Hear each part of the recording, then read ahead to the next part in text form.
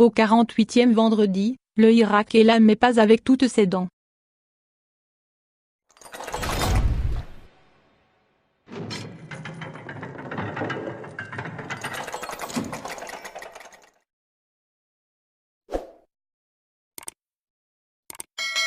Le mouvement populaire bouclera demain vendredi sa 48e marche hebdomadaire pour le changement du système.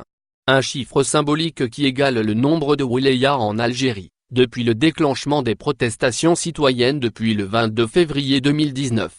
C'est dire que Irak a fait le tour du pays. Mais a-t-il fait le tour de la question? L'heure des bilans a en effet sonné. Le mouvement populaire qui a envahi la rue et les villes d'Algérie dans le sillage du refus du 5e mandat, semble aujourd'hui dans l'impasse. S'il a réussi à invalider l'affront d'un 5e mandat, et d'envoyer des hauts responsables en tôle, il n'a pas pu concrétiser son slogan fétiche, Maka Intikaba Mahal Issaba, pas d'élection avec les bandes. Il faut bien admettre que l'ex-chef d'état-major de l'armée, Feu Ahmed Gaïd Salah, a réussi à tenir tête au Irak en organisant une élection présidentielle et avec les Issabat, c'est-à-dire Bedoui et son ministre de l'Intérieur.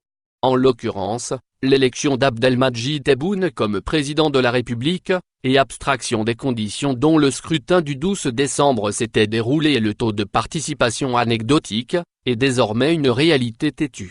Le Irak a clairement échoué à empêcher l'élection présidentielle même si son noyau dur continue à considérer que le scrutin est non-événement ou que le président élu n'est pas légitime.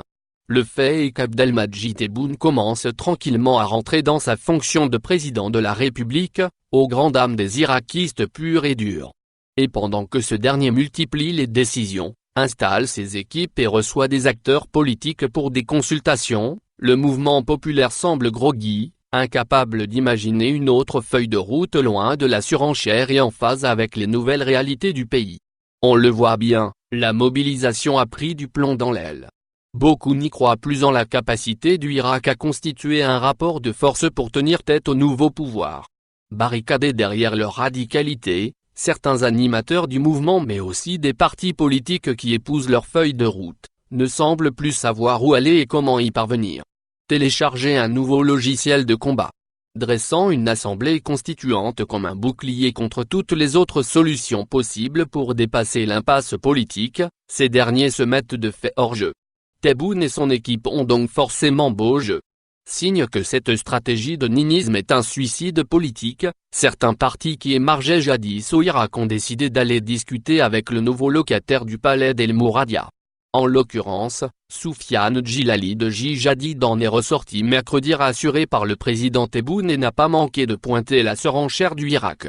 Abderrazak Makri du mouvement de la Société pour la paix et d'autres partis vont sans doute marcher sur ses pas vers El Mouradia, dégoûtés apparemment de marcher chaque vendredi pour rien, ou presque. L'autre signe du manque de perspective du Irak est le fait que des personnalités nationales très respectées à l'instar de Moulou Amrouche, Taleb Ibrahimi, Ahmed Benbitour et Abdelaziz Rohabi aient accepté de discuter avec le président Tebboune. Politiquement, c'est une reconnaissance de fait de son autorité contrairement à la doxa du Irak.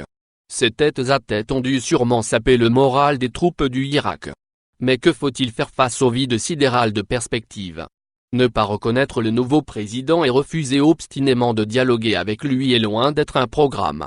Le fait est que le Irak a été incapable même d'obtenir la libération de ses détenus et de récupérer la liberté d'expression dans les médias. Deux acquis que le nouveau pouvoir va utiliser comme monnaie de change pour valider sa feuille de route et espérer vider le Irak de sa substance. À son 48 vendredi et à la veille du premier anniversaire de son déclenchement, le Irak est mis en demeure de se réinventer.